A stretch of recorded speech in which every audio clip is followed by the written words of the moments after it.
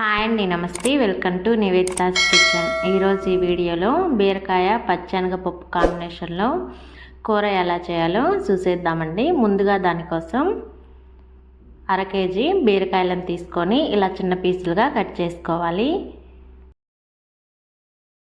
1 tea glass పచ్చెనగపప్పు, medium size onion, 2 రెమ్మల కరివేపాకు, 2 టేబుల్ స్పూన్ల ఆయిల్, టేస్ట్కు సరిపడా సాల్ట్, 1 టీ స్పూన్ ధనియాల పొడి, 2 ఎండుమిర్చి, 1/2 టీ స్పూన్ పసుపు, 1 టీ స్పూన్ కారం, 2 టీ స్పూన్ల పోపు దినుసులు. ఇప్పుడు పచ్చెనగపప్పుని వాటర్ వేసుకొని నానబెట్టేసుకోవాలి.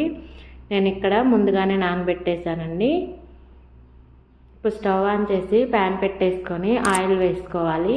ఆయిల్ కొంచెం హీట్ అయ్యాక పోపు దినుసులు వేసుకొని ఫ్రై చేసుకోవాలి. పోపు దినుసులు కొంచెం ఫ్రై అయిన తర్వాత ఇందులో ఎండుమిర్చి వేసుకొని ఫ్రై చేసుకోవాలి. ఎండుమిర్చి కూడా ఫ్రై అయిన తర్వాత ఆనియన్స్, కరివేపాకు కూడా వేసుకొని ఫ్రై చేసుకోవాలి. ఆనియన్స్ మంచి కలర్ చేంజ్ అయ్యేంత వరకు ఫ్రై చేసుకోవాలి.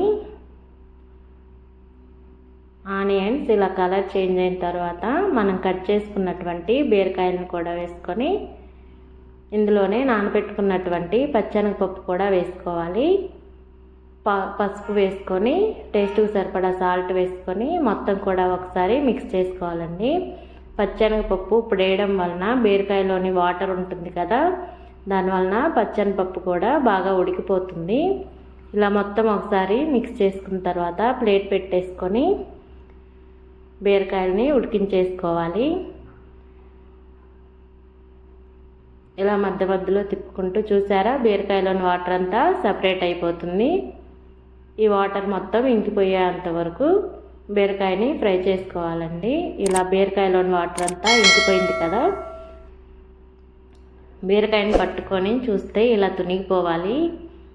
ఇప్పుడు ఇందులో కారం, ధనియాల పొడి 2 వేసుకొని ఒక 2-3 నిమిషాలు మంటని లో ఫ్లేమ్లో పెట్టేసుకొని ఫ్రై చేసుకోవాలండి. ఇది అన్నంలోకి, చపాతీలోకి, దేంట్లోకైనా చాలా బాగుంటుందండి. పిల్లలైనా పెద్దలైనా చాలా ఇష్టంగా తినేస్తారు. ఇలా ఫ్రై అయిన తర్వాత ఆయిల్ అనేది సపరేట్ అవుతుంది కదా, అప్పుడు స్టవ్ ఆఫ్ చేసేసుకుంటే సరిపోతుంది.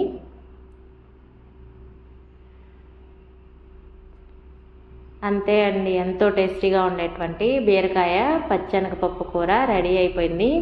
మరి మీరు కూడా మీ ఇంట్లో ట్రై చేసి ఎలా వచ్చిందో కామెంట్ సెక్షన్లో తెలియజేయండి. ఈ వీడియో కానీ నచ్చినట్లయితే లైక్ చేయండి, మీ ఫ్రెండ్స్కి, రిలేటివ్కి షేర్ చేయండి. నివేదితాస్ కిచెన్ ఛానల్ని సబ్స్క్రైబ్ చేసుకోండి. అలాగే పక్కనే ఉన్నటువంటి గంటని కొట్టేయండి మరి.